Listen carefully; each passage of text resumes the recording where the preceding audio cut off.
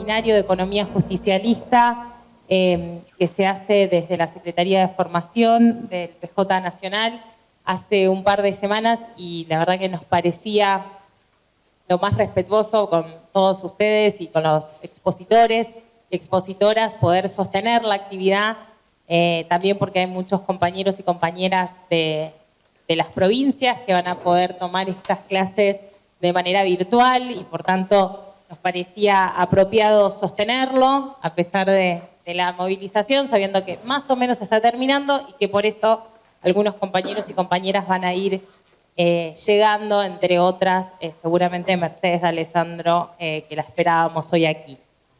Como saben, el seminario cuenta con 5 encuentros. Este es nuestro primer encuentro de Economía Mundial y tercera posición.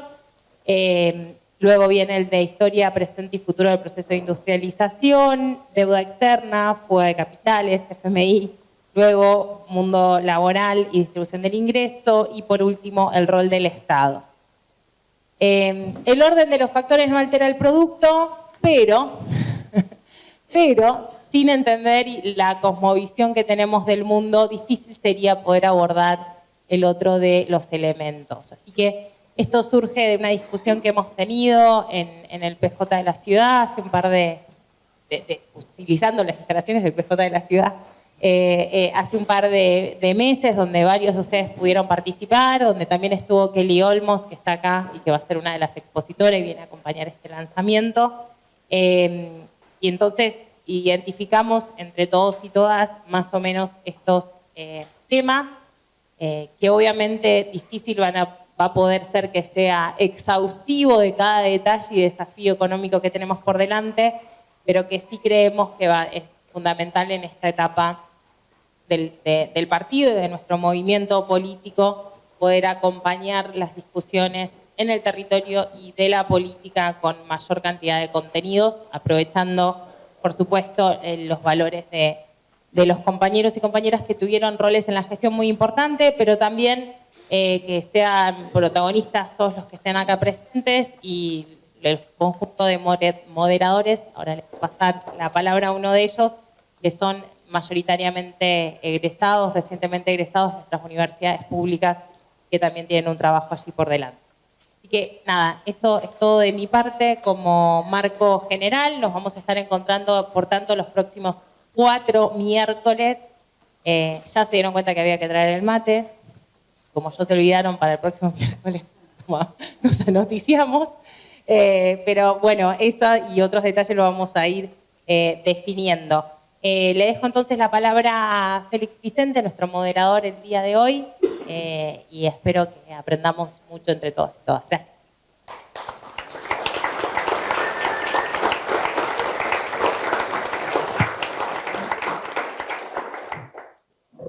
Bueno, ¿cómo andan?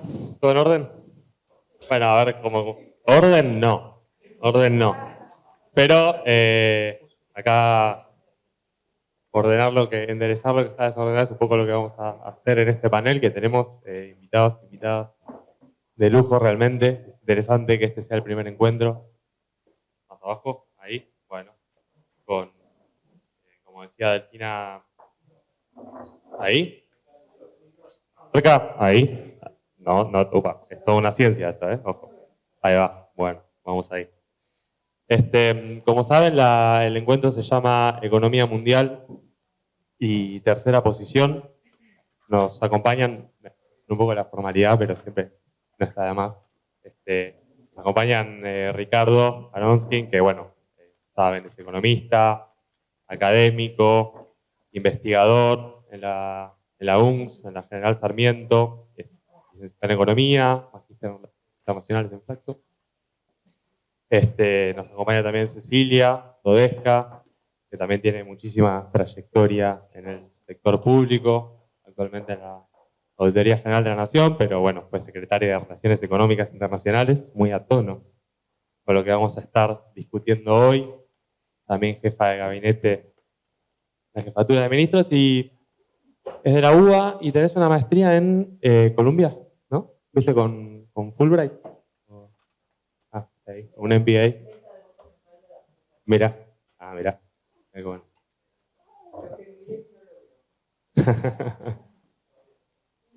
¿Estaba Stiglitz en ese momento? Bien, qué timing. Bueno. Nos acompaña también acá a mi derecha Roberto Feletti, también economista con una tremenda trayectoria en el sector público, es diputado. Bueno, listo, perfecto. ¿Puedo decir que sos docente? ¿Sí? ¿En la de Moreno? Muy bien. Vas a ver, quieres estudiar en la Universidad de Moreno. Vamos a ver si logra llegar a tiempo Mercedes, que también es Mercedes Alessandro, perdón, doctora en Economía en la Universidad de Buenos Aires. Hizo una tesis doctoral con el doctor Pablo Levín, así que es una levinista para los que vienen de la UBA. Somos dos, por lo pronto acá. Y es directora también, entre otras cosas, de la carrera de Economía en la UMED. Para darle un marco y dejarle la palabra a nuestros oradores, a nuestras oradoras, hay algo interesante, ¿no? Que es que esta idea de tercera posición que tan claramente vio Perón en su época, es algo que ahora vuelve de manera sincrética a primera plana en todo el mundo, ¿no? El otro día leí un artículo de la revista de Foreign Affairs, bueno, una revista británica de relaciones internacionales, donde ponía ya casi como paradigma para los países en desarrollo la equidistancia en la alineación entre los distintos hegemones, vamos a decir, en los términos de Rig, en este caso entre la disputa entre China y Estados Unidos, como la mejor manera de sacar partido, podríamos decir, de esa disputa. Hay casos paradigmáticos en el mundo actual, ¿no? Por ejemplo, Arabia Saudita, que era un aliado estratégico de Estados Unidos y lo fue toda la vida, hace poco, una mediada por China acercándose a Irán, ni hablar Turquía, que pertenece a la OTAN y sin embargo tiene muchas rivalidades con Rusia en el marco de la guerra de Ucrania. Bueno, son muchos los ejemplos. México también tiene lo suyo, India también tiene lo suyo y bueno, los BRICS obviamente están ahí en ese escenario multipolar dando algunas disputas, algunas discusiones. Entonces, en ese marco hay algo que caracterizó siempre al peronismo, que fue una acción política situada, ¿no? Una acción política con mucha capacidad de entender el contexto y la política internacional cuando le tocó gobernar. Y en un momento de digamos, caos sistémico, si queremos, en disputas entre hegemones, podríamos decir de manera muy simplificada, una etapa de financiarización con caída en las tasas de inversiones en Occidente y en auge, producto de una mayor productividad en el mundo asiático, con China a la cabeza, configuran un escenario muy novedoso en una coyuntura tan fea que tenemos en la República Argentina hoy. Tal vez podría avisorar o no una oportunidad que tal vez en otras épocas, como podría haber sido los años 90, para poner un rótulo sin extendernos en eso, habría sido muchísimo más difícil pensar algunas salidas al problema que tiene hoy la Argentina, ¿no? Entonces tal vez una pregunta que le podemos hacer a los moderadores es, bueno, si los principales problemas que tiene que resolver la Argentina, y uno de ellos sabemos que es la deuda externa en general, pero la deuda con el Fondo Monetario Internacional en particular, se ven nuevas diagonales en función de estas discusiones.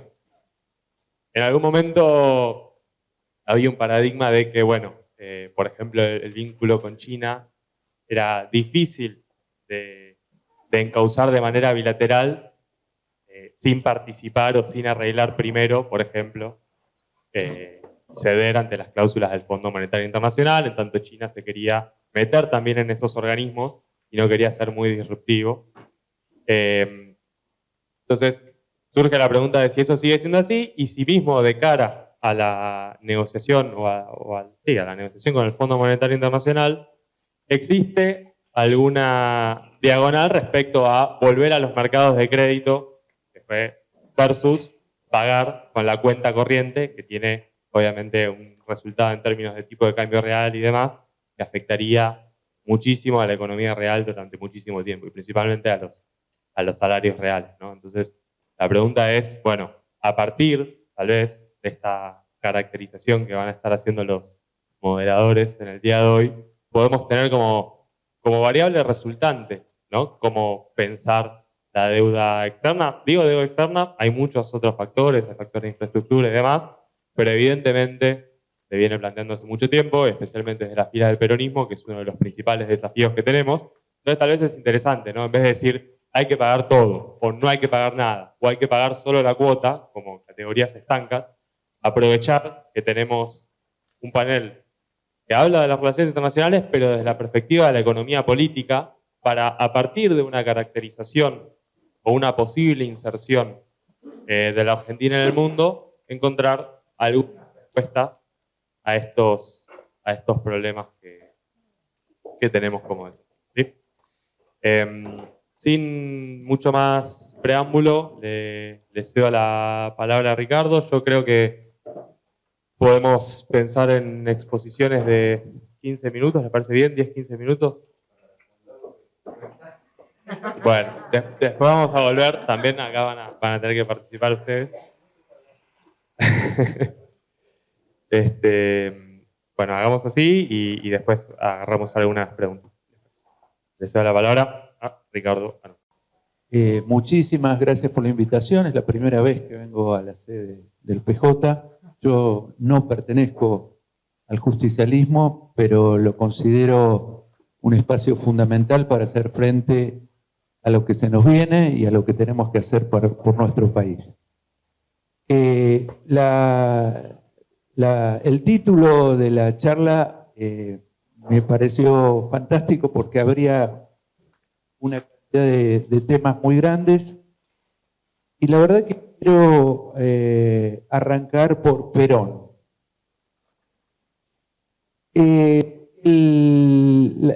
La historia liberal argentina lo presenta reiteradamente, y eso se enseña en muchas universidades nacionales, a Perón como una especie de delirante, de chiflado, que se le ocurrió hacer una cosa rarísima en la Argentina después de la Segunda Guerra Mundial y que nos llevó por un camino completamente extraviado. Bueno, eso es Macri, es Milei.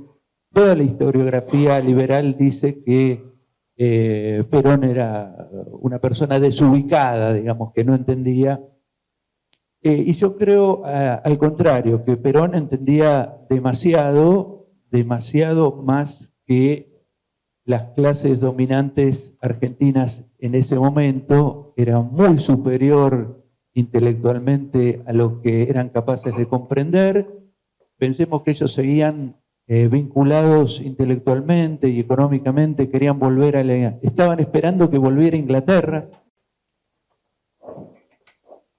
Primero, Perón hace una lectura geopolítica muy interesante. Quería decir algo antes de olvidarme sobre el tema de la tercera posición. Efectivamente termina la Segunda Guerra Mundial y hay dos polos muy claros, dos polos que no eran iguales. No eran iguales. La Unión Soviética, el tamaño de la economía soviética nunca llegó a ser más del 40% de la economía norteamericana. Era mucho más importante Estados Unidos. Después de la Segunda Guerra Mundial, de cada 2 productos industriales que se fabricaban en el mundo, uno lo hacía Estados Unidos. Abrumador, tremendo, una hiperpotencia fabulosa, y nosotros estábamos en el patio trasero de esa potencia, con lo cual decir tercera posición en relación a Rusia, que estaba lejísimo, y el vecino concreto eran los norteamericanos. Así que era una postura muy valiente, no era una postura sino más media abstracta, sino que tenía que ver con una un posicionamiento político de decirle a los norteamericanos, nosotros no somos de ustedes, cosa que los norteamericanos no entienden, no entendieron y siguen sin entender. Así que primero esa cuestión. Segundo, él lee que algo que nos pasó en nuestra historia económica durante todo el siglo XX, Primera Guerra Mundial, Argentina sufre porque no estaba preparada para enfrentar una situación de ese tipo, dependía totalmente de Inglaterra, queda mirando y esperando que termine la guerra para volver a lo de siempre. Después nos agarra la crisis del 29-30. De vuelta, Argentina se considera a sí misma un país agrícola ganadero y su función en la vida, en el mundo, en el destino es ser eso. Nos agarra la crisis del 29, que dura muchísimo y que se conecta y se vincula a la Segunda Guerra Mundial. O sea, ahí son como 15 años que lo que Argentina esperaba hacer no podía hacer porque el mundo se había ido para otro lado. Y Argentina seguía esperando eso, el mundo que ya había pasado. Cuando Perón asume, que quiero recordar que asume en el 46, a veces todavía le reprochan por qué no le declaró la guerra a alguien. No era Perón el presidente en el 45. Él observa que se está armando la Guerra Fría y a los pocos años estalla la Guerra de Corea. Es decir, la posibilidad de que hubiera una tercera guerra mundial no era una fantasía delirante de un dictador loco del tercer mundo, sino que era un análisis que hacían los rusos, los norteamericanos, muchos países veían esa posibilidad, y Perón dice, no nos puede agarrar una nueva guerra mundial en la misma situación de estar completamente dependientes de lo que pasa en el mundo, esperando a ver cuándo se resuelven las cosas. Por lo tanto, eso lo llevaba a él con un análisis muy racional y muy inteligente, muy sensato, a decir, preparémonos, tengamos dentro de nuestro territorio nacional una serie de capacidades industriales, una serie de capacidades tecnológicas, como para sufrir mucho menos que en las anteriores situaciones internacionales. La segunda cuestión es que la cabeza de Perón era distinta de la cabeza de la élite argentina, que estaba absolutamente cómoda en la situación de Argentina, país semicolonial. La diferencia es que Perón pensaba en una nación, y no en una nación de segunda o de tercera, o que esté tratando de chuparle la media a algún imperio para ver si puede, sino que la idea era construir una nación en serio. Ahora, construir una nación en serio, y esto lo pensaban los soviéticos, los norteamericanos, los alemanes, los japoneses, los ingleses, los franceses, construir una nación en serio era una nación industrial, una nación con capacidades científicas, tecnológicas y con capacidades militares. Para tener una nación respetada a nivel internacional, eso de pronto hay que decirlo, es lo que está destruyendo Milei en este momento. Está yendo exactamente en la dirección opuesta. Ahora, Perón lo tenía súper claro y quería avanzar en esa dirección, y parte de los odios contra Perón tienen que ver con esta cuestión de construir una nación soberana, acá en el patio trasero de los norteamericanos, muy complicado, y la verdad es que una parte de la sociedad argentina nunca lo llegó a entender. Más allá de si lo quieren querer mucho a Perón o poco a Perón, o la quieran mucho a Evita o no la quieran, la verdad es que lo que había que entender era la necesidad de construir una nación independiente en nuestra región. El tema de la tercera posición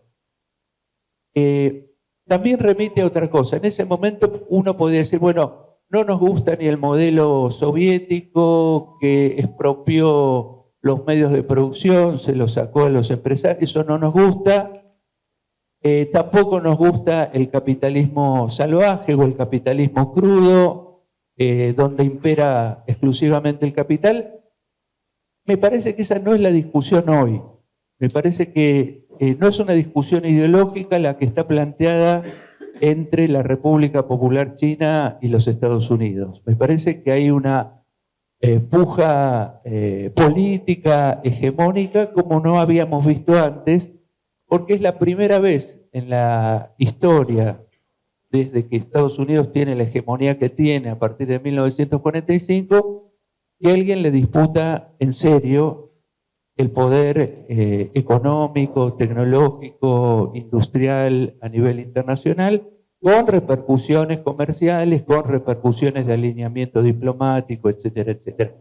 Yo no veo una discusión ideológica sobre si el capitalismo sí o el capitalismo no, sino, en todo caso, China está mostrando una variante de producir, consumir mucho más organizada, mucho más planificada, con un sentido comunitario mucho más claro que los norteamericanos, y me parece que ahí está la disputa. Ahora, en todo caso, como decía el compañero que presentó,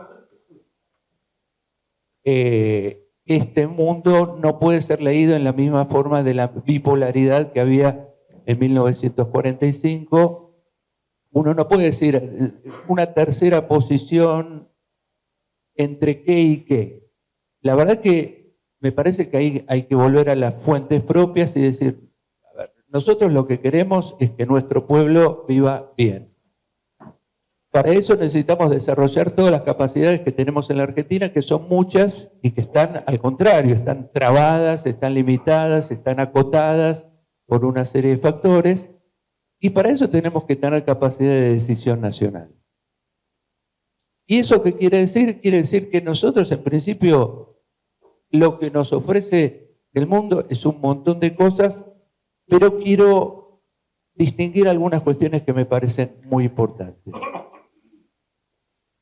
China, si nosotros la dejamos a China, si nos conectamos con China de una forma pasiva, China nos coloca a nosotros en una relación parecida a la que tenía Inglaterra con Argentina a fines del siglo XIX. Ellos producen toda la manufactura, nosotros los proveemos de materias primas, pero nos ofrecen algunas cosas que coinciden parcialmente con el desarrollo nacional. Por ejemplo, las represas. Las represas es una cosa valiosa, la tenemos que desarrollar, y otras cuestiones más, que los chinos son capaces de proveernos y que coinciden con un proyecto nacional argentino.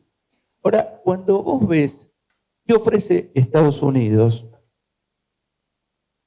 es un problema, y es un problema que no solamente tenemos nosotros, es un problema que tiene toda América Latina. Cuando nosotros en el 2005 dijimos no al ALCA, dijimos no al ALCA porque viene el presidente de los Estados Unidos a decir, ábranos los mercados de América Latina a los productos industriales y agropecuarios de los Estados Unidos a cambio de ¿qué? Nada. De nada. De nada. Y cuando uno analiza cómo le fue a los países de la Alianza del Pacífico, que son el club de países que tienen un tratado de libre comercio con los Estados Unidos, uno no encuentra ninguna gran cuestión, ningún gran avance, ningún gran desarrollo, ningún gran despliegue, nada. Hay quiero citar un pequeño ejemplo que a mí me pareció extremadamente ilustrativo. Nuestro gobernador de Tierra del Fuego, Melela, que empezó a pensar la posibilidad, y los chinos estaban de acuerdo, de construir, utilizando recursos que hay en Tierra del Fuego, una planta de fertilizante para aprovechar para la Argentina y eventualmente exportar. Interesante. Va el embajador norteamericano, en ese momento Stanley, y le dice a Melela, che, no nos gusta que los chinos pongan acá una fábrica de fertilizante. Y Melela, muy pragmático, le dice, bueno, si no les gusta que los chinos pongan una planta de fertilizante, ¿ustedes quieren poner una planta de fertilizante? Y el embajador norteamericano dice, no, no está en nuestros planes. Y eso me parece, es un ejemplo extraordinario de una potencia dedicada a bloquear la posibilidad de que Argentina salga adelante. Digamos, ellos podrían haber dicho, bueno, tenemos a Dow Chemical que les quiere poner una planta. Bueno, hablamos, hay algo por lo menos concreto de producción, de trabajo, de exportación que nos puede interesar. Ahora, cuando te dicen, no, no está en nuestros planes, ¿cuáles son los planes de Estados Unidos en relación a la Argentina y cuáles son en relación a Tierra del Fuego? ¿Qué va a ser Tierra del Fuego si la vaciamos de trabajadores industriales? ¿Y qué se va a convertir? ¿Y qué están pensando ellos? Bueno, eso me parece que es una cuestión crucial. Si nosotros nos paramos desde nuestros intereses nacionales, nosotros tenemos que ver muy bien todas las ofertas que vienen de todos lados. Es claro que hay una parte del planeta que viene creciendo en una forma formidable. El otro día estaba viendo proyecciones al año 2050. Les quiero decir que cambia el mapa mundial que tenemos en la cabeza de una forma extraordinaria, porque van a aparecer países como la India en primerísimos lugares, Indonesia, Brasil todavía va a estar más arriba, y otros países que ni figuran en la cabeza de los argentinos, pero que sobre todo no figuran en la cabeza de la élite argentina, que está apoyando a un presidente que sueña con volver a la época de Inglaterra, ni siquiera la de Estados Unidos que se está terminando, sino a Inglaterra. Absurdo, no tiene sentido, es un delirio completo y total, y da vergüenza que una parte significativa del empresariado argentino esté apoyando una cosa tan absurda y ridícula. Ellos mismos saben que tendrían muchos más negocios proyectando la Argentina hacia África, hacia Asia Central, hacia Europa del Este. Hay montones de mercados y de lugares que se están desplegando en este momento y estos estúpidos insisten con Inglaterra y ahora agarrarse de Estados Unidos que no le ofrece nada. No es que le ofrece un poco, le ofrece nada a la Argentina. Y yo quiero decir algo sobre esta dirigencia nuestra. En los 90, Argentina fue ofrecida para dos cosas.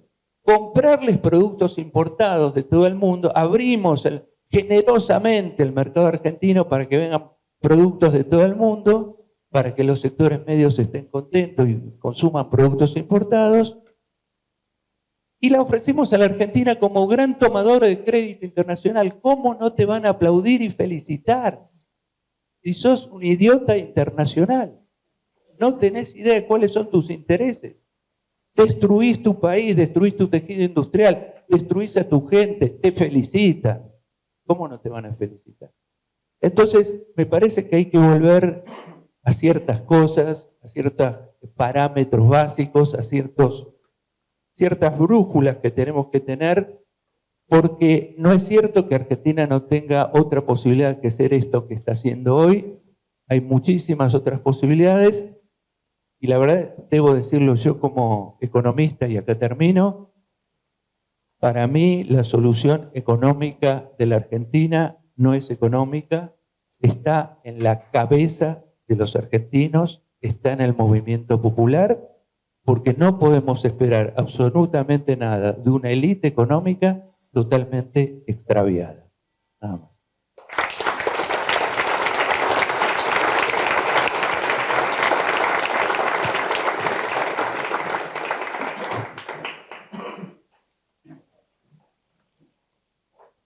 Buenas tardes a todas, a todos. Para mí también es un gusto estar acá, y vine muchas veces, y me emociono cada vez que estoy acá. Me gusta estar acá, y me gusta mucho compartir esta mesa con mis compañeros. Voy a tratar de ir rápido, a ver, quiero mirar la hora. 45. Y armé esta presentación de la siguiente manera. Tiene 3 partes. En la primera yo voy a tratar de dar 5 conjuntos de datos. Luego voy a pasar muy brevemente al tema de la tercera posición. Vino muy bien toda la ponencia de Ricardo, fue mucho más allá de lo que yo hubiese podido explicar. Y por último, algunas reflexiones que combinan esos datos con el tema de esta reunión de hoy, de la tercera posición, la situación de la Argentina y cómo podemos pensarnos a futuro. Entonces voy rápido y le pido además disculpas a mis compañeros que algunos de ellos ya escucharon estos datos, porque no es que yo todas las semanas tengo datos distintos. Como que, ¿no? Esto incluye a Eli. Voy rápido. 5 datos, o conjuntos de datos. El primero, Brasil. Algo así como el 17% de las exportaciones argentinas van a Brasil. Más del 60% de esas exportaciones son manufacturas de origen industrial. Y el sector que más pesa dentro de esas manufacturas es el automotriz. El sector automotriz a su vez genera el 6% del empleo industrial de la Argentina. Por supuesto, mirando hacia adelante, ustedes saben que uno de los vectores de transformación del mundo es la transición hacia tecnologías con menor impacto en el ambiente, en este caso quiere decir electromovilidad o movilidad sustentable o como lo quieran llamar. Primer conjunto de cuestiones. Segundo conjunto de cuestiones, Estados Unidos. Lo iba a decir al final, pero lo digo al principio por la pregunta de Félix. Estados Unidos controla el Fondo Monetario Internacional. Es el G1. No importa, el G7, el G20, el G1 es él. Y controla el Fondo Monetario Internacional. Y Argentina es el principal deudor del Fondo Monetario Internacional. Y tiene, bueno, ya casi el 1000% en deuda de su cuota. A su vez, Estados Unidos no es un mercado que no existe para la Argentina, pero la relación comercial entre Argentina y Estados Unidos ha sido siempre un poco trabajosa. Y entonces, pongo números en esto. El 35% de las exportaciones argentinas a los Estados Unidos antes de Trump estaban bajo medidas de protección comercial de los Estados Unidos, afectando a el biodiesel, los tubos, la miel y el jugo de uva. En el caso de los tubos, no quiero meterme en los super detalles, pero además, Techint había hecho una super inversión en Estados Unidos, ¿ok? Antes de Trump, 35%. El ingreso de los cítricos dulces de la Argentina, que ustedes saben que somos muy... Hola, vino mi compañera. Bienvenida. Entonces, en cítricos dulces, que es muy importante para las exportaciones argentinas de la zona centro, estamos del 2019 sin que Estados Unidos publique algo así como un dictamen que nos permita que les exportemos cítricos dulces. ¿Por qué? Porque protegen las naranjas de California. Desde el 2019.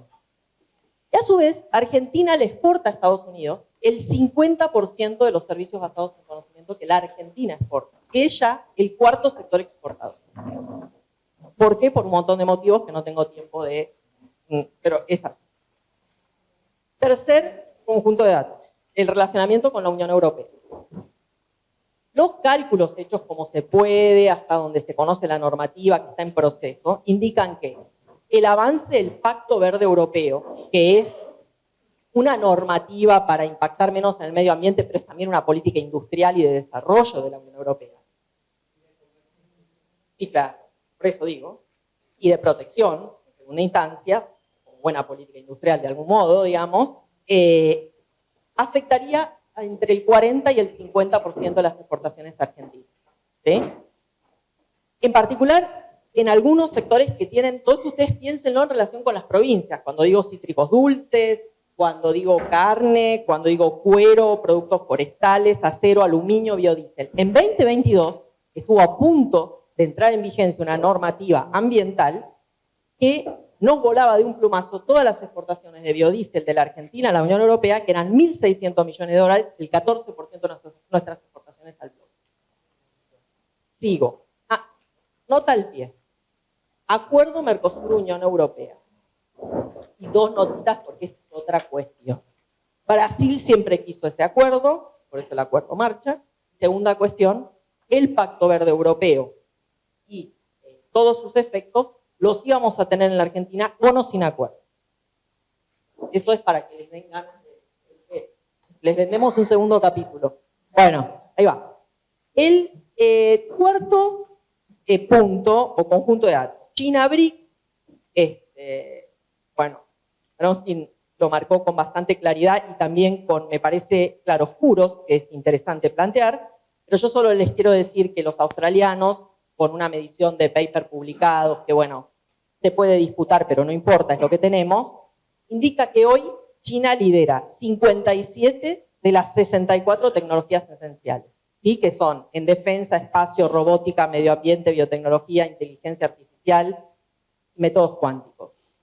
Les quiero decir que para el 2007, Estados Unidos controlaba 60 de estas 64 tecnologías. Entonces, esto que vos decías de una disputa entre dos que empiezan a ser más parecidos, es una disputa más severa, ¿sí? Y va a tener transformaciones, va a producir, ya las produce y las va a producir, transformaciones más profundas. Y por supuesto el BRICS es un bloque muy importante, no solo en términos de la población total que vive en estos países, sino también de su potencialidad, de lo que generan, de lo que exportan. El último conjunto de datos son un montón de siglas, y ya me divierte decirlas en siglas para que no se duerman a esta hora final de la tarde. ¿Qué es? FMI, TBI, RIGI, OSD, FAE. Y ahora FMI la conocemos todos, TBI, Tratados Bilaterales de Inversión, RIGI, creo que lo conocemos todos, un régimen para estimular las inversiones que puso en práctica el gobierno de Milei. La OSD, un conjunto de países que dicen ser todos muy buenos y armoniosos, pero que cuando entras a la OSD se te viene un montón de condicionalidad encima, sin que a cambio de eso haya mucho claramente, porque en realidad Argentina participa desde principios de los 80 en la OSD, y uno puede ir y participar y ver buenas prácticas y todo lo demás sin ser miembro pleno, y entonces no te comes toda la condicionalidad. Y FAE es el último, que es FAE, formación de activos externos, atesoramiento de moneda extranjera, el bimonetarismo. ¿Por qué pongo todo esto sobre la mesa? Bueno, porque Argentina tiene una deuda muy importante, entonces su relacionamiento internacional está atravesado por el tema de la deuda, y nuestra relación con Estados Unidos está atravesado por el tema de la deuda, y los TBI firmados, nosotros firmamos, Argentina, ¿no? Firmó 41 tratados bilaterales de inversión, 38 en la gestión Macri. Y nuestro país es el país del mundo que más arbitrajes ha tenido en el CIADI, 57, con 19 de laudos, de los cuales 14 son condenas para nosotros. El RIGI abre una puerta a una nueva ronda de juicios de las empresas en el CIADI. Y la formación de activos externos de libre disponibilidad. Solo tiro un dato, ese es otro capítulo. Ya vamos por la tercera, que es la famosa puerta giratoria. Tenemos que sacar los controles CEPO, porque si no puedo salir, no entro. Bueno, en los momentos en que no tuvimos CEPO, los datos indican que el saldo entre lo que entra y lo que sale dio negativo entre 2 y 5% del PIB, lo cual es un montón. Yo para tenerlo sobre la mesa también. Estoy diciendo que sí al CEPO, que no al CEPO, estoy tratando de identificar los problemas. Estos son los 5 conjuntos de datos que a mí me parece que nos pueden ayudar a pensar todos los temas que tenemos que pensar cuando pensamos en la Argentina y en su relacionamiento con el resto de los países. Voy muy rápido por las premisas de la tercera posición y me parece que calzan perfectamente, como un poco dijo Félix. En realidad uno lo lee y dice, no, pero yo ¿estoy leyendo lo de hoy o estoy leyendo lo de 1950? Bueno, en parte, digamos, muchas cosas se parecen. Hay un contexto polarizado, de los matices. Hay una pregunta respecto al alineamiento automático, te tenés que alinear cómo, con quién, hasta dónde. Hay una discusión en torno a la autonomía y a la soberanía nacional, que los países centrales lo dicen abiertamente, autonomía estratégica. En la pandemia todos los países hablaron de esto. ¿Quién produce las vacunas? ¿Quién produce las partes y piezas? ¿Quién produce los chips? Porque además todo esto tenía un impacto en la inflación. Entonces, el tema de la autonomía estratégica era poder cuidar a tu población si venía un virus, poder cuidarla, desde la vacuna, el respirador, las camas, los hospitales, poder cuidar. Y también el tema de las disputas, ¿no? El tema de defensa es todo un tema aparte, y me parece que de eso hay mucho. Yo no sé nada del tema, pero es un tema muy potente. Y también esta idea que tenía la tercera posición desarrollada por Perón, que era construir, y acá quiero leer exacto como lo decían, creo que era así, una posición activa de independencia. Es una cosa muy distinta a integrarse a todas y locas o aislarse. No, es en cada momento, en cada lugar, en cada discusión, cuáles son los elementos que yo tengo que analizar, cuáles son las relaciones con qué países y para qué objetivo. Entonces, esto sigue siendo así. Es decir, el trabajo de ser una nación no lo van a hacer por vos. Vos lo tenés que hacer. Nadie lo va a hacer por vos. Ni China, ni la Unión Europea, ni Estados Unidos, ni el Congo belga, ni nada. Ese es un trabajo para los que habitamos este territorio. Yo le quiero sumar otro, pero no es una burrada, Kelly, si la digo vos, no digas nada. Otro concepto que es el de la comunidad organizada y que viene al fin de tu exposición, Ricardo. Porque una de las cosas que también el peronismo siempre ha puesto sobre la mesa es esta idea de cómo hacemos un ejercicio en el cual podemos armonizar y administrar el conflicto, los intereses del trabajo, el capital, el plan de desarrollo. Y esto es muy importante, y ya vamos a volver a esto en las conclusiones que, a ver, ya tengo que ir llegando. Entonces, les dije los datos. Repasamos un poquito las premisas así a vuelo de pájaro de la tercera posición que se aplican con actualizaciones, pero para este momento, para pensar qué cosas tenemos que pensar en este momento. Tenemos que pensar en evitar un alineamiento que no nos conviene. Básicamente no nos conviene. Y cuando nos alineamos, la pregunta es, ¿a cambio de qué? Como hacen todos los países. ¿A cambio de qué? Diversificar el relacionamiento internacional. Nunca pones todos los huevos en una canasta. Nadie hace eso.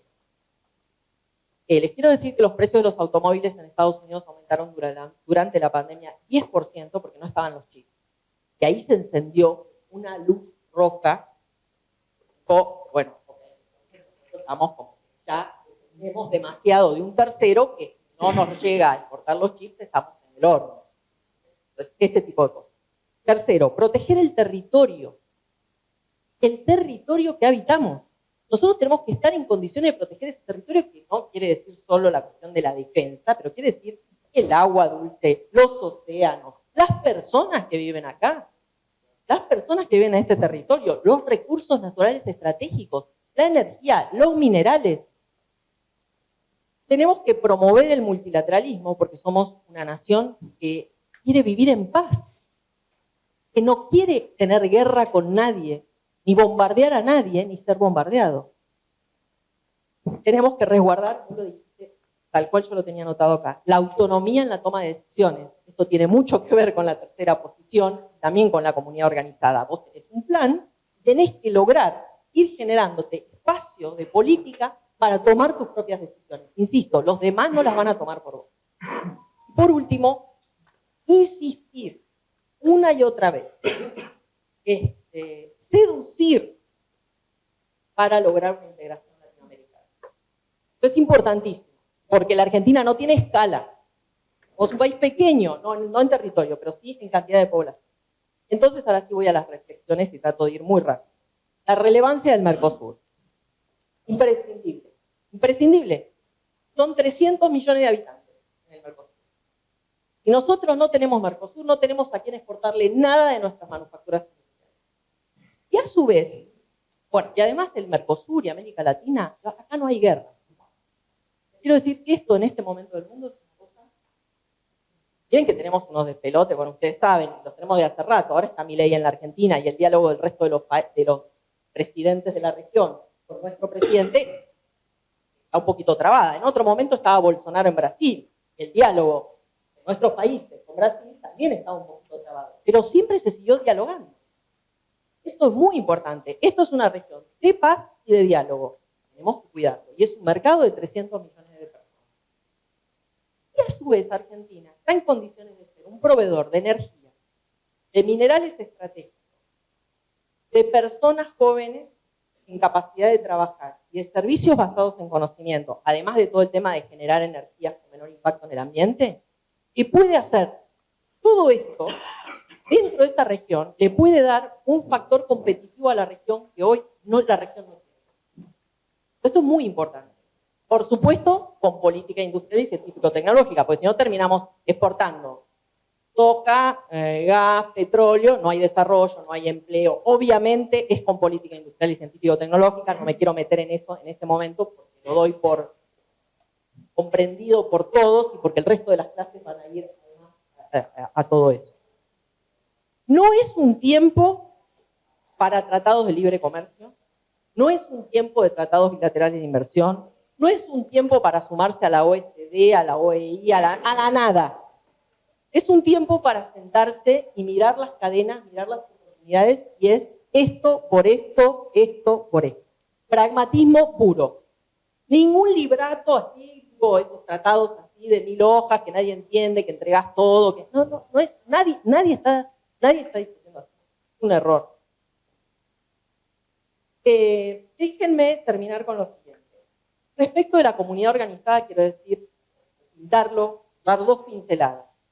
En el coloquio de idea del año pasado, los muchachos del coloquio de idea que van a Mar del Plata, que son los empresarios y las empresarias, le pusieron a su reunión un título espectacular. Si no es ahora, ¿cuándo? Entonces, ¿qué es lo que estaban discutiendo? Che, no estamos invirtiendo ahora acá, que tenemos a Milei, más alineado que Milei, ya difícil de conseguir, y la inversión no aparece. Y luego, en el JP Morgan también, en Argentina, y que además está a cargo de AmCham, preside AmCham, la Cámara de Comercio de los Estados Unidos en la Argentina, que es muy importante, tiene empresas muy, muy grandes, dijo dos cosas significativas. La primera, los argentinos tienen 350.000 millones de dólares ahorrados y no están viniendo a la Argentina. O sea que, bueno, todavía la confianza hay que construir. Y la segunda cosa que dijeron es, bueno, todavía no está viniendo la inversión ni los 350.000 millones de dólares porque hacen falta reformas estructurales, jubilaciones, tributario, laboral. Entonces, una pregunta para toda esta agenda es cómo vamos a interactuar con los actores que necesitamos. ¿Cuál es esta comunidad organizada? Esto es muy importante. Va en línea con lo que vos decías. Es decir, ¿con quién nos sentamos? ¿Cómo hablamos? ¿Cómo desplegamos? Lo segundo, y ahora sí con esto termino, es, hay creo que es sociólogo francés, que se llama Dubé, que tiene un librito así chiquitito que se llama ¿Por qué preferimos la desigualdad? Y él estudia el caso francés, nada que ver con Argentina o América Latina. Pero él dice, y esto lo junto con algo que dice el último informe de PNUD, el último informe de PNUD dice que luego de la pandemia y con el aumento de la tensión internacional y con el empeoramiento de la distribución del ingreso, las personas están muy tristes, se sienten muy desamparadas, tienen mucha incertidumbre. La mitad de las personas dicen que no controlan su vida, que sienten que no pueden controlar su propia vida. 9 de cada 10 apoyan la democracia, pero 5 de cada 10 apoyan líderes que van en contra de la democracia. Aquí estamos, ¿no? No solo en la Argentina. No es una buena noticia que no sea en la Argentina solamente, quiero decir, ¿no? Entonces vuelvo sobre Dubé. Dubé dice, los franceses empezaron a preferir la desigualdad por 3 cuestiones. Porque la Francia que logró incorporar a la clase media, agrandar la clase media, disminuir las desigualdades, tenía 3 condiciones. La idea de un Estado-nación.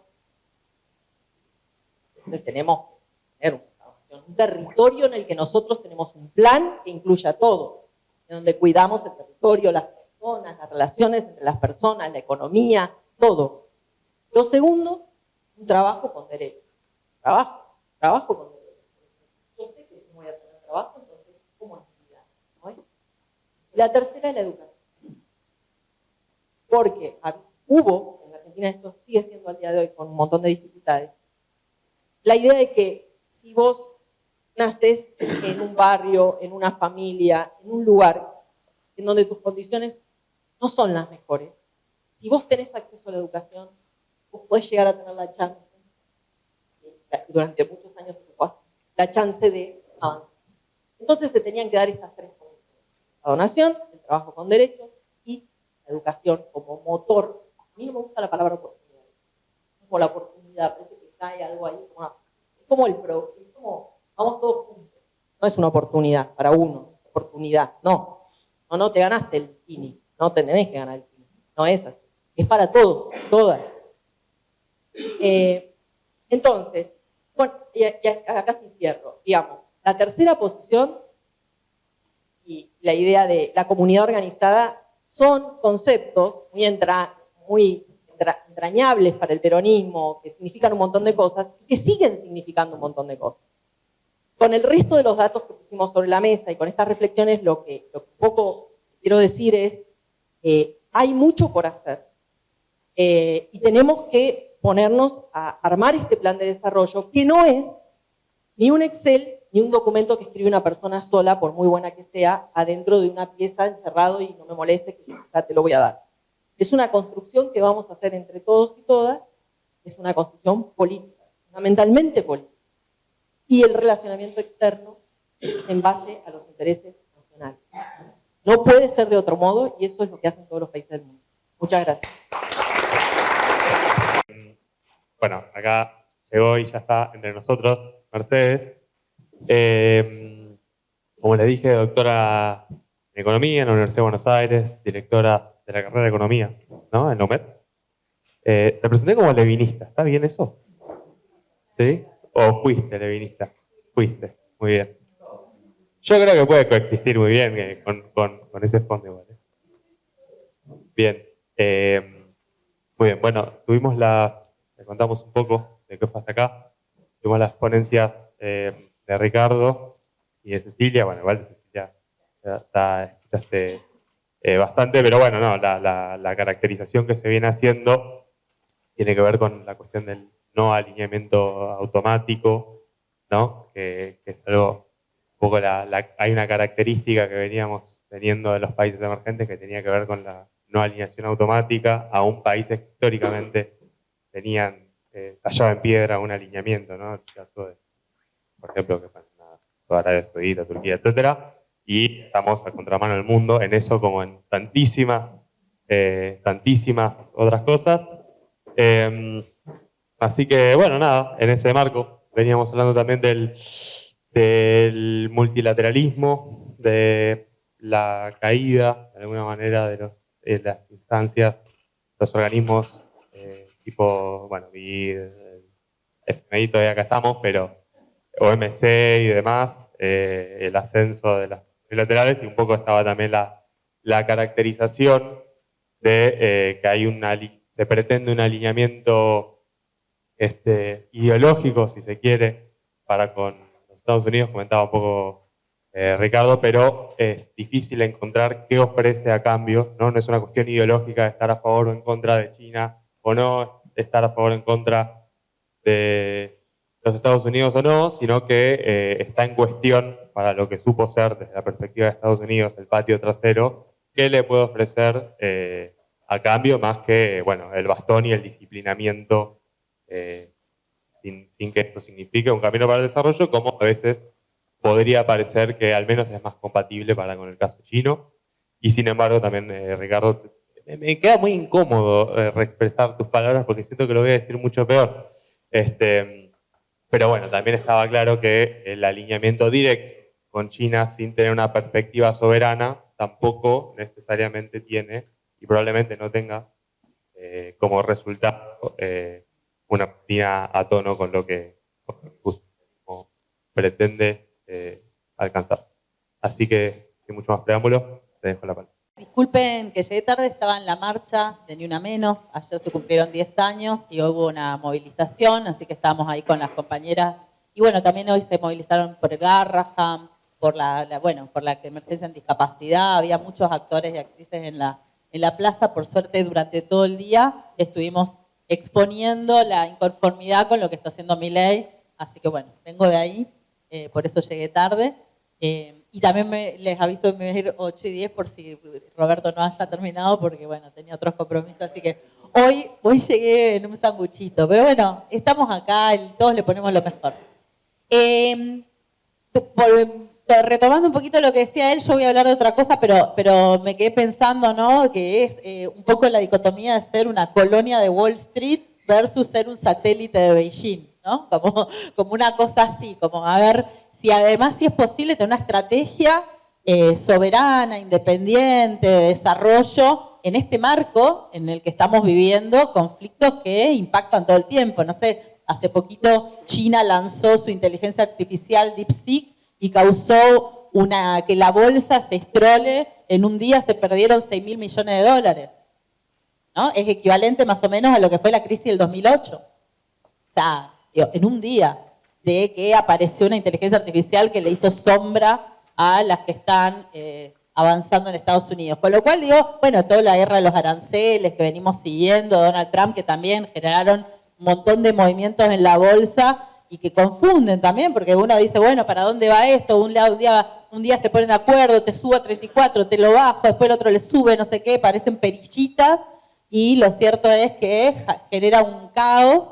Yo me acuerdo justo fue la guerra de los aranceles, 3-4 días antes de que empezaran las annual meetings del Fondo Monetario Internacional, el BID y el Banco Mundial, que son encuentros que hacen todos los años, y que Gorrincha, que es el que está a cargo de las investigaciones, pidió revisar el informe que iban a presentar, porque se les venían abajo todas las proyecciones después de lo que había pasado esos días con Donald Trump, ¿no? Y dijeron, bueno, esto está fechado en tal momento, y la verdad que después de esto no sabemos si esto se mantiene o no. O sea, digo, a ese nivel del impacto de las travesuras de Donald Trump. Pero yo no quería hablar de eso, sino que traje un tema muy particular, y voy a empezar con una recomendación. Estos días se estrenó una película, el 30 de mayo, una película muy reciente, se llama Mountain Head. Mountain Head es como cabeza de montaña. ¿De qué se trata esta película? Es como una especie de parodia de 4 de estos tecnorricos de derecha.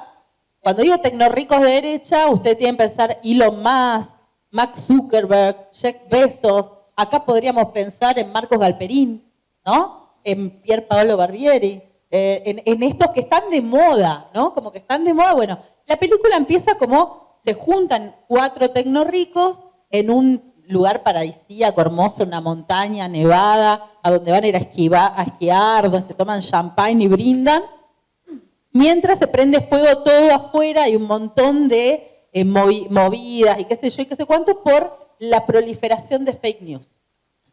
Y de hecho, uno de los tecnorricos que está ahí en esa casa es dueño de la compañía que desarrolló esa inteligencia que genera tantas fake news, y además son fake news muy, muy reales que incluso los noticieros dicen, por favor, no le crean nada a los noticieros, ¿no? Porque digo, generan conductores, generan temas, generan imágenes. Hay un momento en que se muestra una imagen de un fuego y dice, mirá qué bueno que es el fuego que armamos, parece real, ¿no? No les quiero spoilear, les cuento esto que es la primera escena nada más, pero les menciono esto porque en el medio de eso ellos se ponen a planear estrategias de qué hacer con ese poder que tienen de generar noticias falsas y de causar conmoción y bueno, movilizaciones, guerrillas, etcétera. Y dicen, bueno, podemos ver qué hacemos con países como El Salvador, Venezuela y Argentina, ¿no? Nos ponen como ejemplo. Y agarran y empiezan a decir, bueno, porque además en Argentina ahora quieren cerrar el Banco Central, o sea que podríamos instalar una criptomoneda, los de El Salvador ya empezaron con la criptomoneda, ¿no? Como, digo, es como muy actual la película. No les voy a contar más porque así después la buscan y la ven, y no les quiero contar al final. No es tan buena la peli, pero a mí me gusta esa porque es una parodia muy realista de lo que estamos viviendo. ¿Por qué digo esto? Porque si uno miraba hace 15 años cómo era la estructura de los más ricos del mundo y las empresas más ricas del mundo, encontraba empresas de petróleo, de energía, de producción de barcos, de autos, digo, como cosas que se producían tangibles, ¿no? Como incluso empezaron a haber algunas inmobiliarias y financieras también, ¿no? Hoy miramos la lista de los 10 más ricos del mundo y las 10 empresas que cotizan en bolsa en los primeros puestos y son todos de tecnología. Hoy, y es más rico desde la lista de Forbes, pero muchos calculan que por los niveles de riqueza de la historia casi, ¿no? Es como uno de los hombres más ricos de la historia. Elon Musk entra al ranking de Forbes de los 10 más ricos del mundo, ¿saben cuándo? En el medio de la pandemia. Lo mismo le pasa a Marcos Galperín. Se hace uno de los hombres más ricos de Argentina y de América Latina en la pandemia. Lo mismo le pasa a Jeff Bezos. Mark Zuckerberg entró un poquito antes con Facebook, ¿no? Pero todos empiezan a ocupar esos primeros puestos en la pandemia. ¿Y por qué pasa esto en la pandemia? Porque en la pandemia nosotros nos encerramos en la mayor parte del mundo, tuvimos cuarentenas más cortas, más largas, más fuertes, más flexibles, lo que sea, pero la mayor parte de la gente se quedó, de alguna manera, conectada solamente a través de este aparatito. O una compu, o una tablet, ¿no? Y nos empezamos a ser dependientes de esto. Y no solo dependientes para chatear y ver cómo está bien el de al lado, o tomar una clase, sino también empezamos a comprar cosas.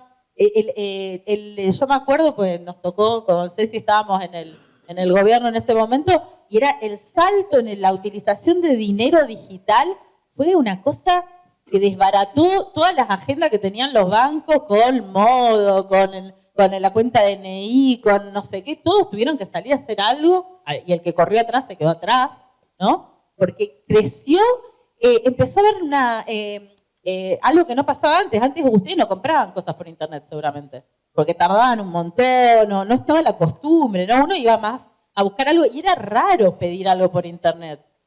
Hoy hasta fideos se venden en Mercado Libre, literalmente, ¿no? No digo que sea lo que más se compra, pero la otra vez salió un ranking de productos de Mercado Libre y ¿cómo se llama? El protector solar estaba en el ranking de productos de Mercado Libre, así que la gente se compra protector solar por Mercado Libre.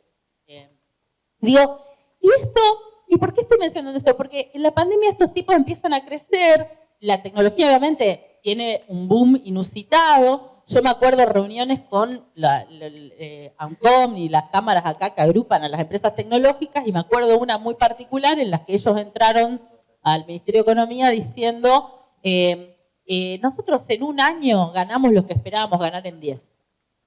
Sí, ¿no? Cancheros. Yo me acuerdo de esa reunión, la cerré diciendo, hay mucha gente que en un año perdió lo que pensaba ganar en 10, ¿no? Y no querían dar internet gratis, había puesto internet como servicio esencial y la judicializaron, no le querían dar internet a los barrios populares, en donde la gente tenía el celular con datos, ¿no? Digo, que ni siquiera son clientes, no es que les competís algo, era un momento crucial donde los chicos estaban perdiendo clases.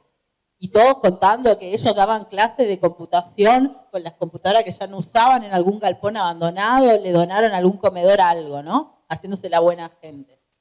Pero lo que quiero decir es que en ese momento todos estos empiezan a ganar fortunas. De hecho, en la pandemia pasa algo que no pasaba hace 25 años, que aumenta la concentración de la riqueza al mismo tiempo que el aumento de la pobreza extrema. Es algo que pasa, que no pasaba antes, en ese periodo. Y Oxfam, que es una organización que habla mucho de desigualdad, dice que cada 33 horas nacía un nuevo 1000 millonario. 1000 millonarios que tiene billones de dólares, ¿no?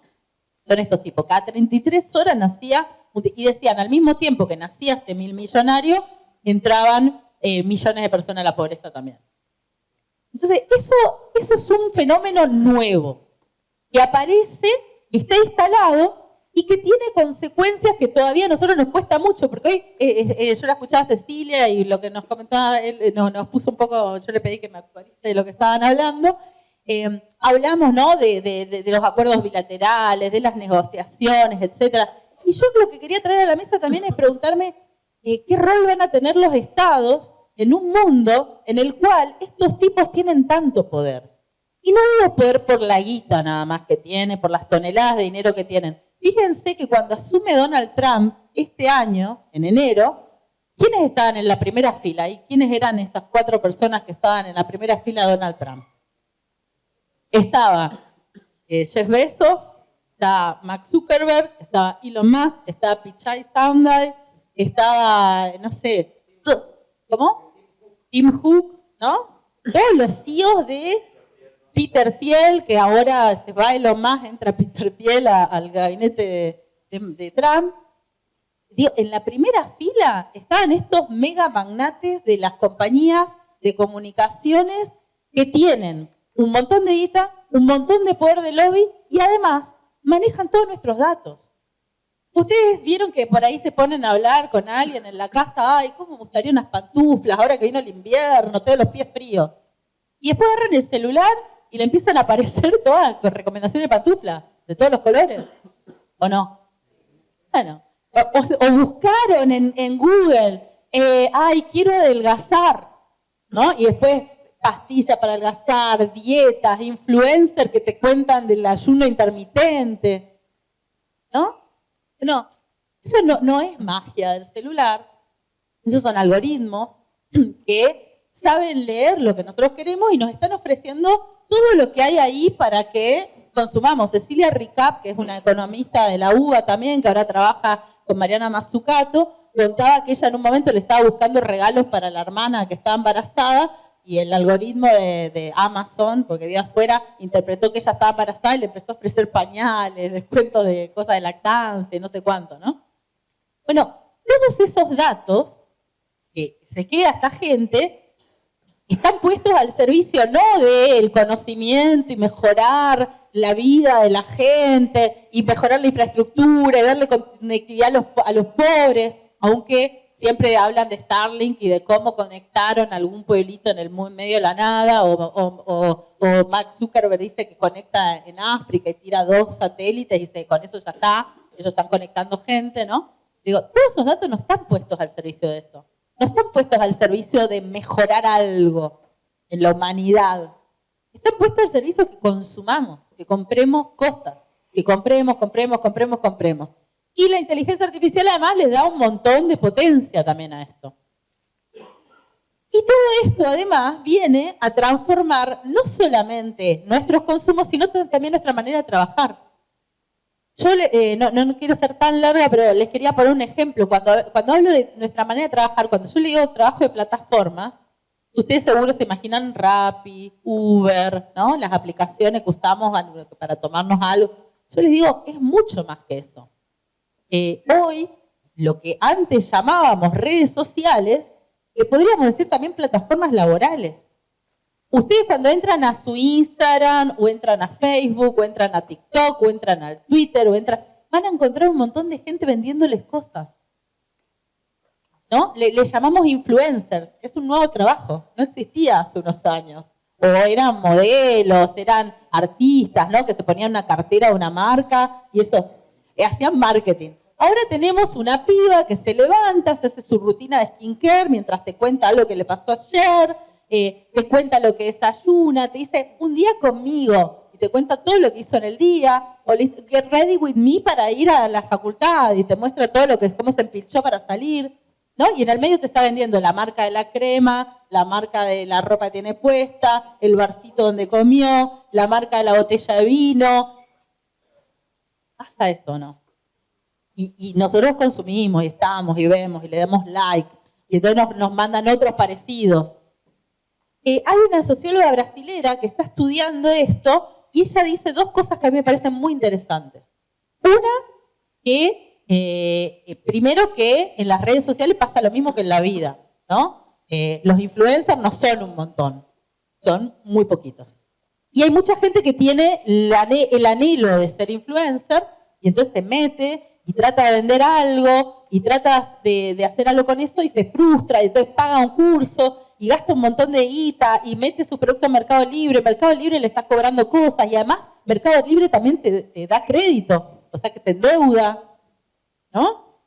Digo, y estás ahí en una cosa que tampoco es tan fácil.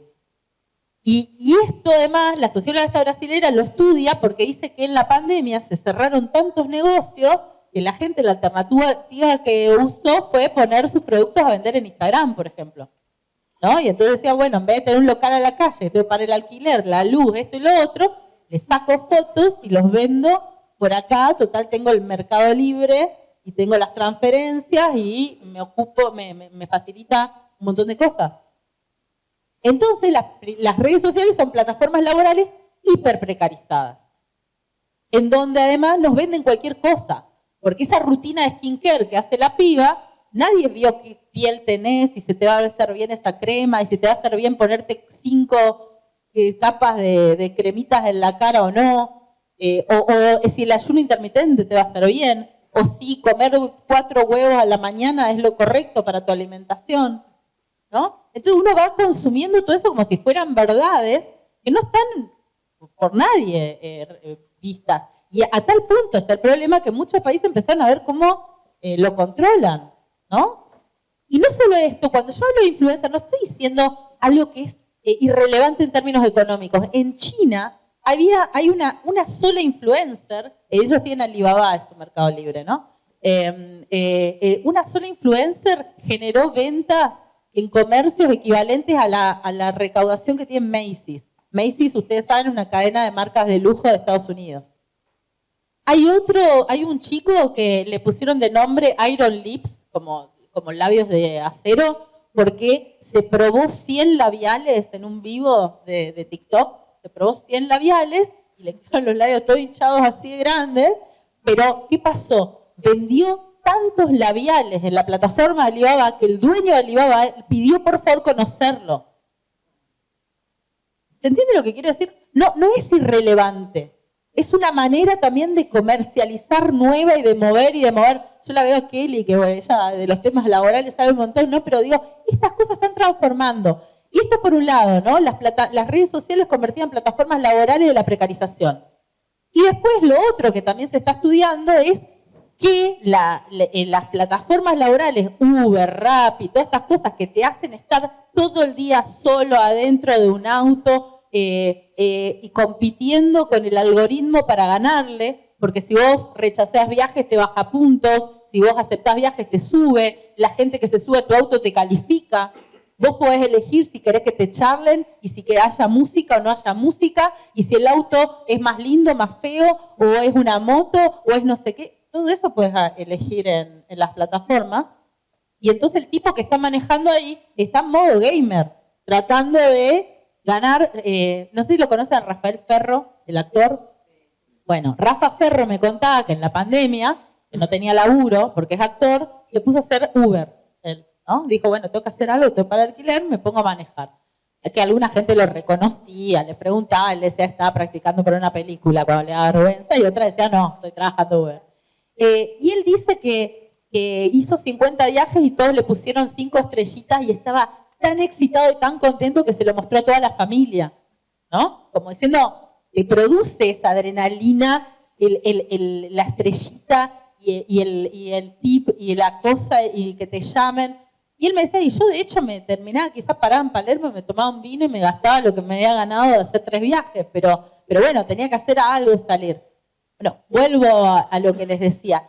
Hay estudios que muestran que este tipo de trabajo en modo gamer, en el que cuanto vos más te esforzás, más premio tenés, y cuanto menos te esforzás, menos premio tenés, te convierte en un meritócrata, que es un caldo de cultivo de esta guerra de pobres contra pobres, porque vos te esforzaste y ganaste guita, en cambio el otro ahí planero que no hizo nada, ¿no? O no se esfuerza lo suficiente, o debería manejar en vez de 8 horas 15, ¿no? Que está todo eso por detrás. Dicen que en un estudio de campo que viene haciendo esta socióloga brasilera hace como 10 años, muestra que se generan conciencias de derecha, que se generan conciencias políticas de derecha. Que ese tipo de trabajo, no quiere decir que todos los que hacen este trabajo sean de derecha o vayan a terminar de derecha, pero que sí es un caldo de cultivo para esas conciencias. Porque te pone en un nivel tan de estar alienado y solo y compitiendo encima ni siquiera con alguien, sino con una máquina. Y de hecho dice que en las encuestas que le hacen a los trabajadores de las plataformas, dicen que ellos prefieren tener de jefe al algoritmo que tener un jefe real que lo va a maltratar y que lo va a decir, anda a traerme el café, no, vos no entendés nada, manejás, ¿no? Como que prefieren tener esos jefes abstractos a los que no le ven la cara. Entonces, redondeando un poquito y retomando la idea, yo lo que quiero decir es que este ascenso de estos tecnorricos, que yo empecé con la película, viene con muchas cosas que están transformando nuestra realidad muy velozmente. Están transformando la manera que consumimos información, está transformando la manera en que consumimos productos y qué es lo que nos interesa y no en las redes sociales, plataformas laborales que les decía. Está transformando la manera en la que administramos los datos personales, toda la información que tienen de nosotros. Está además también transformando el poder que tienen algunas personas por sobre todos nosotros y sobre los demás, y también sobre los estados, porque cuando Elon Musk necesita litio, empieza a hacer lobby para generar desregulaciones como las del Rigio, como las que hubo en Bolivia, o Amazon, por ejemplo, yo me acuerdo de Bernie Sanders en su momento, en el 2000, en la campaña que gana Trump, el primer Trump, hizo campaña diciendo Amazon paga menos impuestos que cualquiera de nosotros. Por todo el lobby que tienen en todas las áreas. Entonces lo que quiero decir con esto es que lo que yo me pregunto es, cuando hablamos de la geopolítica y de la inserción internacional, etcétera, ¿de qué manera también vamos a lidiar con estas situaciones? Acá Milei nos prometió que íbamos a tener un polo de energía atómica para alimentar las inteligencias artificiales que vamos a desarrollar en la Patagonia. Todavía está Reidel seguramente pensando en algún lugar, ¿no? Que es el que está a cargo del problema. Pero digo, sí es un tema que deberíamos pensar muy seriamente, ¿no? ¿Cómo vamos a tomar este vector que, como decía Cecilia, puede traccionar en empleo, en innovación, en creatividad, para ponerlo a nuestro lado y no ser ludistas, ¿no? De pelearnos con los celulares, las máquinas y las cosas, decir, ay, no, esto es malo, porque eso está y está en nuestra vida, y si lo usamos bien, simplifica y mejora y alienta, pero lo cierto es que hoy está puesto de una manera que es totalmente confusa y que además no la podemos controlar. Y que además lo controlan, como yo les decía, por eso empecé por la película, un par de perejiles que lo único que les importa es la guita. Yo siempre pienso, a mí me gustaría que alguien estudie la cabeza de Elon Musk, porque un tipo que es tan rico y sigue siendo tan ambicioso y además puede ser tan cruel, es como un caso exótico, ¿no? Yo me imagino a alguien que tiene tanta plata, que no puede gastar ni en 10 vidas, no sé, yo me iría a relajar, a pasear por ahí, no sé. Claro, ¿no? Entonces digo, cierro con un datito nada más para poner la magnitud de esto. Salió una nota en el New York Times hace un par de años en las que ilustraba la fortuna de Jeff Bezos. Jeff Bezos es el dueño de Amazon, ¿no? De Amazon y de muchas otras cosas, tiene diarios, porque todo esto se compra también medio de comunicación. Elon Musk se compró Twitter, Jeff Bezos se compró el Washington Post, Facebook tiene Meta, que tiene Google, que tiene el Instagram y que tiene el Facebook. Digo, tiene un montón de cosas de data y de comunicaciones, ¿no? Bueno, la ilustración te da varias alternativas de cómo ver la fortuna de Jeff Bezos. Una era calcular cuánto tiempo debería trabajar un trabajador promedio de Amazon, es decir, uno de esos que empaqueta los envíos de Amazon, cuánto debería trabajar para acumular la fortuna de Jeff Bezos. ¿Cuántos años se imaginan ustedes que debe trabajar alguien para hacer eso? 1000 años. 120. ¿Saben cuánto? 45 millones de años. 45 millones de años debería trabajar. Bueno, pero ¿entienden lo que digo? ¿Por qué traigo a la mesa esto? Digo, por ahí me fui de lo que estaban hablando Ricardo y Ceci, pero para mí es interesante poner en la mesa, aunque sea esta discusión, ¿no? Yo hice el cálculo una vez que me invitaron a México, hice el cálculo con Carlos Slim, que es el ricachón mexicano, y cuánto debería trabajar una empleada doméstica, ¿no? Una empleada doméstica en México gana $2.50 la hora. Ahora les pregunto de nuevo, ¿cuánto piensan, ya que tiene ese parámetro? Carlos Slim es menos rico que Jeff Bezos. ¿Cuánto piensan que tiene que trabajar una empleada doméstica en México para tener la fortuna de Slim? Más arriba, tiremos. 23 millones de años debería trabajar. Imagínense que no se trata de esfuerzo, de ponerle onda, de querer laburar, de querer progresar. Hay desigualdades que son muy fuertes y que hoy están atravesadas por estos nuevos vectores tecnológicos de los que nos tenemos que apropiar, y esa era una pregunta que no tengo resuelta, pero que quería traer a esta mesa de debate y que sea también algo que nos estemos preguntando, porque la justicia social del siglo XXI tiene algoritmos. La justicia social del siglo XXI tiene algoritmos de la desigualdad por ahora. Y esa desigualdad no es solamente entre ricos y pobres, también es entre varones y mujeres, entre personas más y menos escolarizadas, en quienes tienen alfabetización digital, quienes acceden a una computadora, a un celular o a la internet, quienes tienen conectividad. Digo, y eso nos está marcando si puedes trabajar, si puedes estudiar, si puedes crecer en tu trabajo, qué posibilidades tenés. 10.000 parámetros que se atraviesan ahí. Entonces me parece que es uno de los temas que el peronismo, el Partido Justicialista tiene que tomar en su agenda para poder aportar algo que construya esa justicia social nueva, revitalizada y poderosa que tenemos como desafío para adelante. Gracias. Buenas noches a todos, a todas. Nos alargamos. A los compañeros de panel, gracias a Santiago Fraschina que me invitó, varias veces hemos estado en la escuela justicialista Néstor Kirchner. Yo iba a hablar de otra cosa, pero antes voy a tirar un dato de lo que dijo Mercedes para relativizar un poco.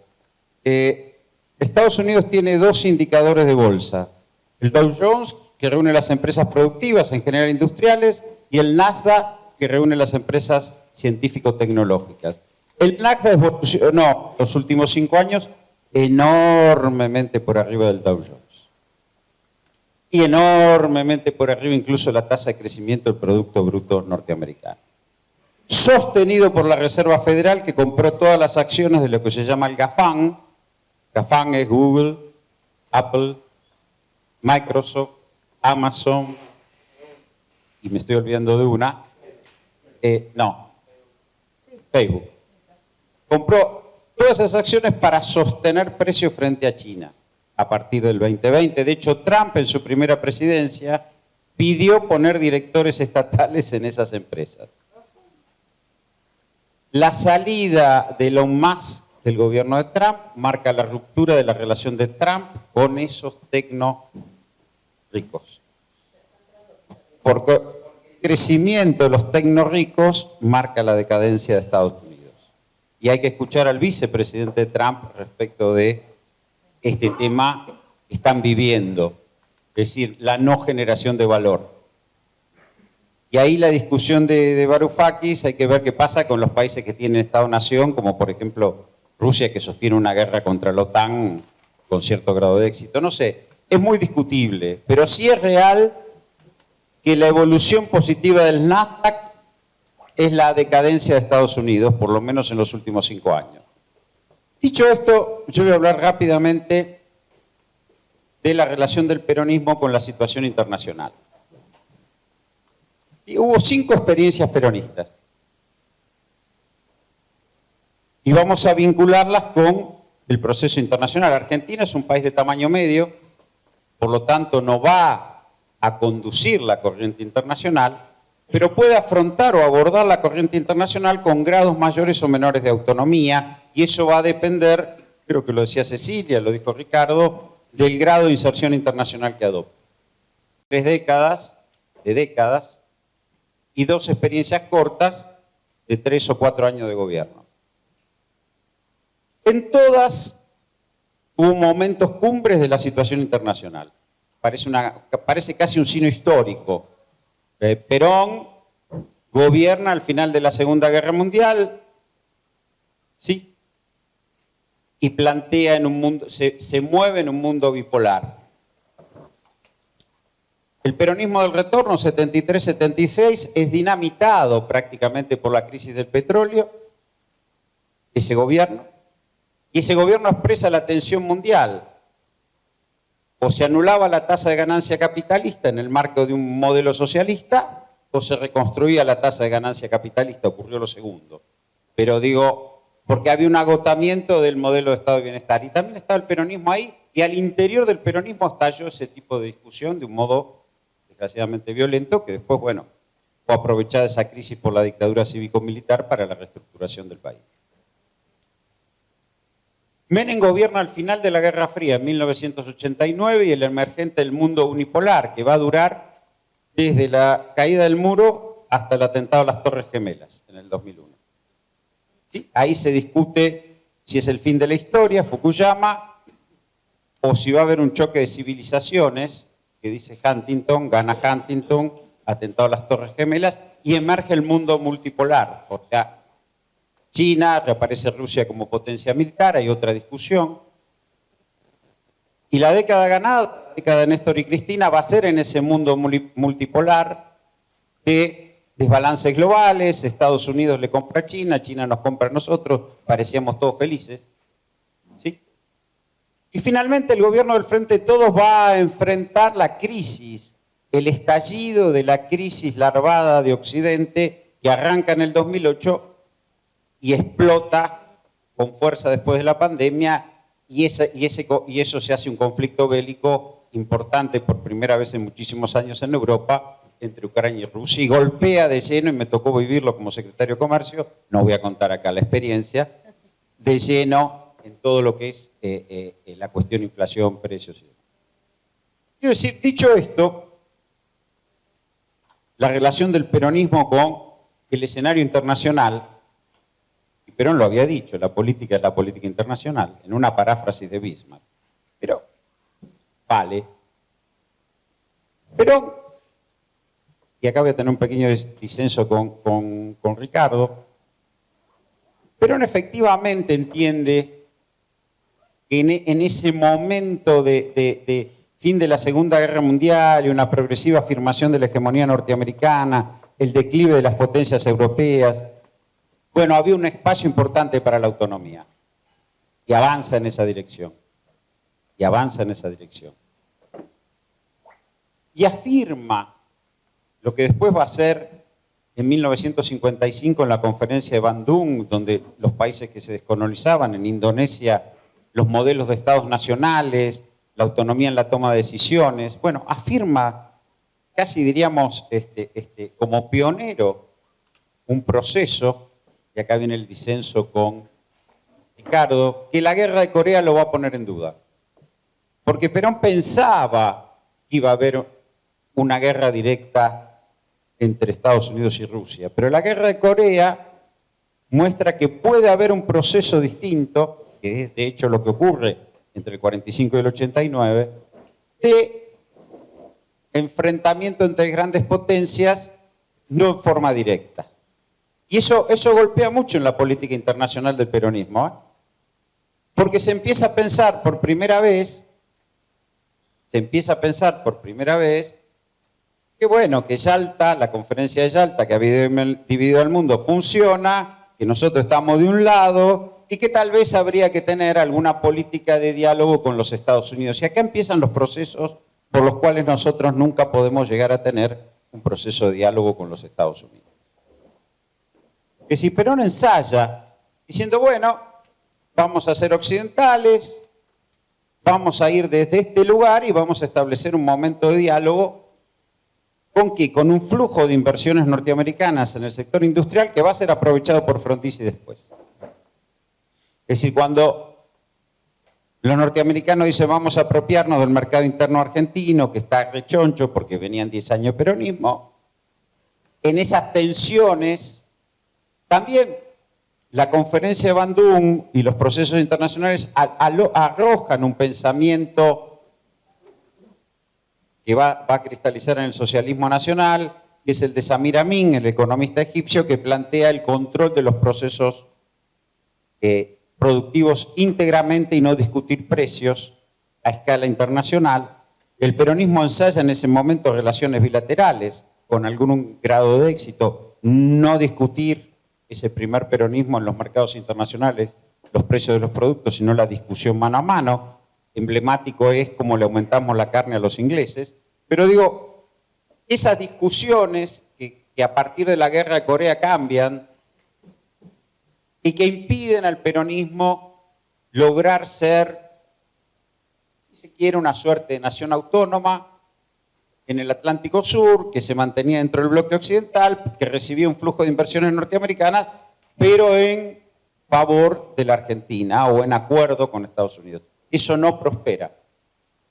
Y tampoco prospera las corrientes dentro del peronismo que después van a eclosionar en los 70, un avance más directo sobre los medios de producción y un proceso más autónomo. Estas discusiones son las que tensionan al peronismo en el 55 y en parte bueno, favorecen la debilidad para el golpe brutal del 55, que se van a cumplir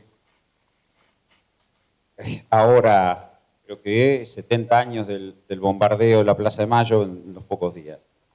Digo, esa es una primera relación del peronismo en el mundo bipolar, donde intenta el no alineamiento, intenta afirmar un proceso nacional,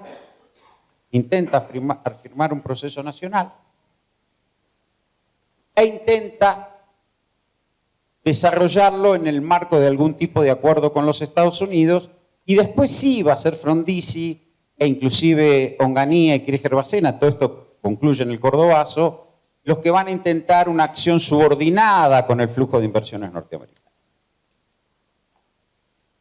El segundo periodo peronista, que como ya lo señalábamos, fue la crisis del 73-76, la crisis del petróleo que golpea a ese gobierno y que también lo mete al peronismo de lleno en la discusión sobre avance del socialismo sobre los medios de producción o final del estado de bienestar, que es lo que termina ocurriendo. La tercera experiencia peronista es la que ocurre en el 89, al final de la Guerra Fría, la hegemonía total norteamericana, y acá tenemos la segunda iniciativa norteamericana y vuelve a plantearse una discusión conflictiva con los Estados Unidos, a pesar de las relaciones carnales, a pesar del alineamiento automático con los Estados Unidos. El intento, es decir, y también Estados Unidos hoy ofrece, así como ofrecía inversiones industriales a mediados de los 50, ahí, porque lo quiero situar con un Estados Unidos de ahora que no ofrece nada.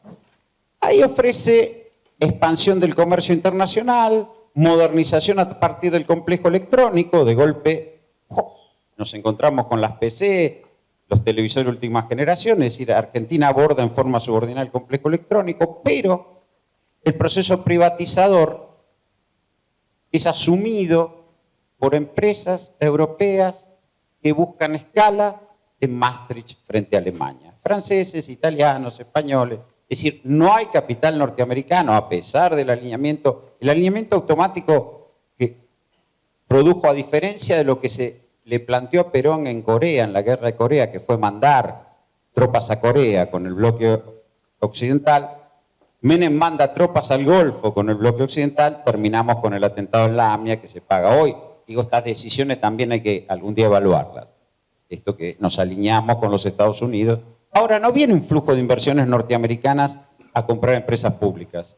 Vienen empresas europeas, inclusive las economías de menor porte. Y aquí también la inserción internacional termina prácticamente en una relación con España, una nación de segundo orden que por su flujo de inversiones, por su comercio, no podía sostener a la Argentina. Ahora, les recuerdo que en un momento determinado, la facturación de las empresas españolas en Argentina era 8% del Producto Bruto Español.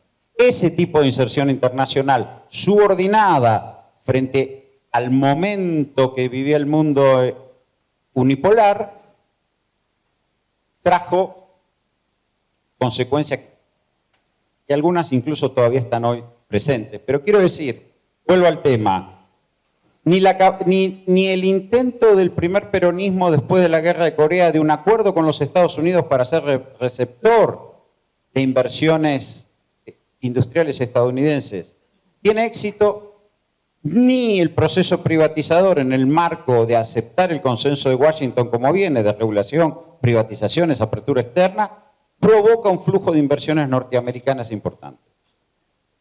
Quiere decir, y acá ya tenemos las dos, una, abordamos la corriente internacional en forma autónoma, queriendo afirmar un proyecto nacional, abordamos la situación internacional en forma subordinada y tampoco logramos el vínculo con Estados Unidos que se espera. El tercer década o proceso largo del peronismo, que son los 12 años y medio de Néstor y Cristina, nace después del atentado a las Torres Gemelas y también coincidente con nuestra propia crisis del 2001 y con el emergente del PT en Brasil. ¿Sí? Y ahí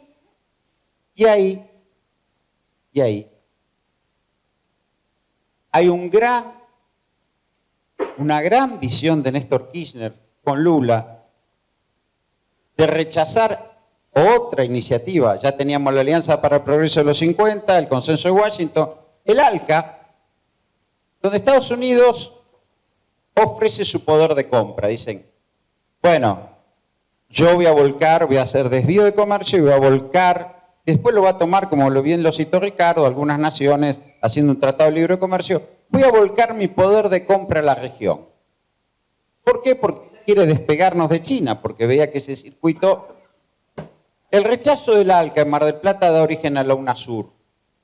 La UNASUR termina convirtiendo a Sudamérica en un mercado interno ampliado, lo dijo Cecilia con el Mercosur, es decisivo para la producción industrial argentina. Uno de los problemas de la industria argentina era no tener escala. El hecho de entrar en ese proceso, el comercio intrarregional de Sudamérica en la segunda década del siglo, respecto a los 90 se decuplicó, llegó a 150.000 millones de dólares, el intercambio con Brasil en el 2011 era 45.000 millones de dólares, bajó a 20.000 con Macri. Digo, ahí hubo para mí la inserción internacional más interesante que tuvo la Argentina, que permitió ganar soberanía, que fue la relación con Brasil. Y los acuerdos con Brasil. En el plano industrial, en el plano de inversión en infraestructura, e inclusive, bueno, a mí me tocó ser representante técnico en la UNASUR, discutir la cuestión de la moneda, la capitalización de la Corporación Andina de Fomento, que se convierte en Banco de Desarrollo Latinoamericano, que nos sirvió mucho en la crisis del 2009. Digo, hay muchas cosas, no tengo tiempo para decirlas, pero así aceptemos que ese es el segundo intento de inserción internacional autónoma en el marco de un contexto internacional determinado. Quiero decir, el peronismo siempre jugó, ¿no?, en ese sentido. Y el tercero es el Frente de Todos. Ahí voy a contestar parte de la pregunta que hizo Félix sobre la deuda. Recordemos que Néstor Kirchner produce, con los canjes 2005-2010, una baja del stock de deuda en 2/3 y calza los servicios de deuda con la renta exportadora. Es decir, eso fue decisivo. En el marco de pagarle al fondo, es cierto que eran 10.000 millones de dólares, se saca de encima el acreedor que más puede jorobar, pero además baja el stock de deuda a 2/3 y calza el pago de ese stock de deuda, y los servicios eran 6.000, 7.000 millones de dólares por año, con el pago de la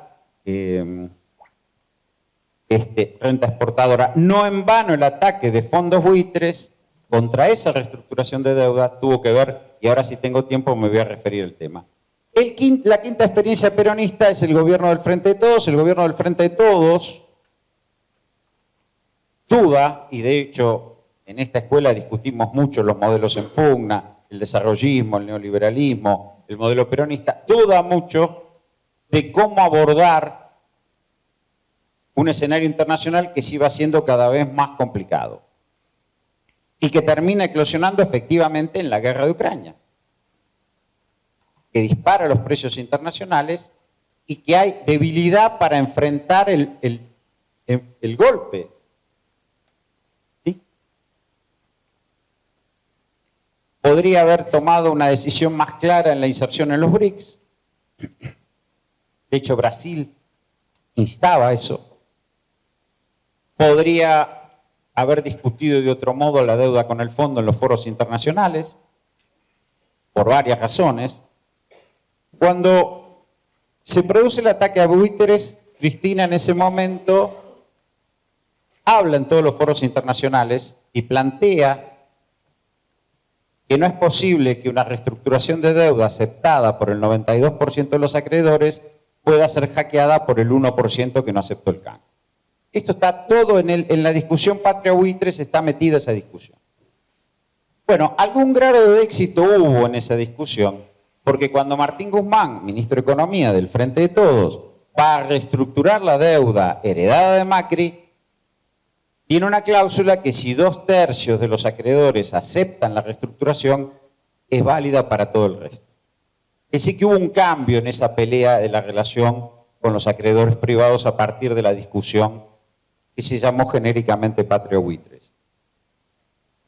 Creo que con el fondo, tal vez el Frente de Todos debe haber dicho, bueno, una sobrecuota, y corregime Cecilia si me equivoco, a Argentina le hubieran tocado para un crédito de corto plazo de estabilización, 23.000, 24.000 millones de dólares, le dieron 45.000, había 20.000 por lo menos, que no se sabe el cálculo exacto. Bueno, por eso. Hubo un sobrante de cuota para un crédito de corto plazo, que además no sirvió para estabilizar, que no acumuló reservas, tampoco pasó por el Congreso, tampoco el fondo verificó el cumplimiento de metas. Habría un montón de cuestiones para discutir. Y mientras tanto ir viendo. Si me preguntás qué haría yo ahora, tomaría esos argumentos y trataría de poner en tela de juicio esa discusión. El otro punto en ese aspecto es sí, y creo que lo logra Sergio Massa en un momento determinado, cuando era ministro de Economía, si hay prestamistas de última instancia alternativos al fondo. Cuando el fondo nos corre el arco en el 2023, estaba ahí el que también se enfrentó al gobierno de Milei, ahora no recuerdo el nombre, pero parece, el chileno creo que es. Me sale Cubedú, pero Cubedú es venezolano, no es Cubedú. Es un chileno que corría el arco y corría el arco y corría el arco con las metas. Massa logra una masa crítica de fondos que da el Banco de Desarrollo Latinoamericano, el SWAP chino y el Fondo Catarí, y muestra que puede lograr ese puente financiero que eran de par de meses que el fondo no logra.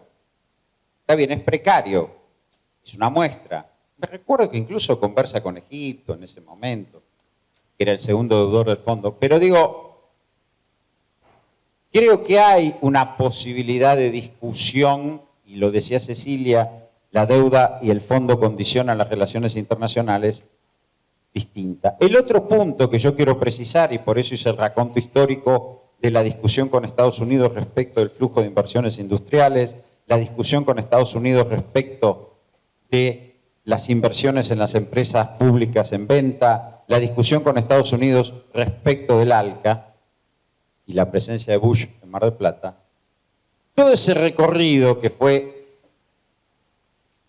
tenso, conflictivo y poco feliz. En todos esos momentos Estados Unidos, en esas iniciativas, la Alianza para el Progreso, el Consenso de Washington, el ALCA, ofrecía cosas.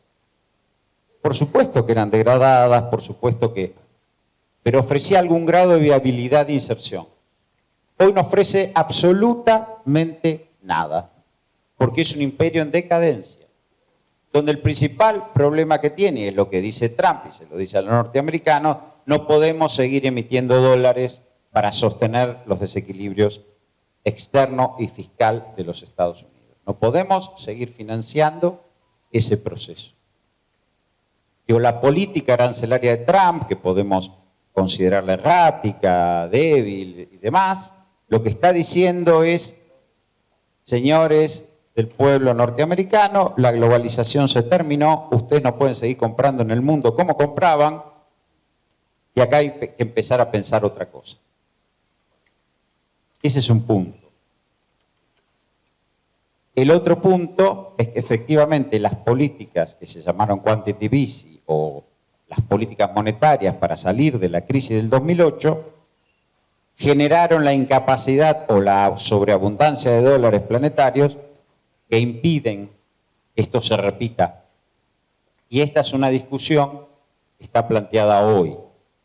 La emergencia de China como potencia global y la posibilidad de que China transnacionalice el yuan como moneda, por eso los swaps. Porque nosotros hablamos de China, que 40% de las reservas son los yuanes que nos prestaron. Como si algo fue, digo, y China también tiene un problema, ¿no? Porque le va a pasar lo mismo que a Alemania con el euro. Sostener su moneda internacionalmente le limita su capacidad de hacer política interna. Ya se lo dijo el ejército a Xi Jinping, el ejército popular.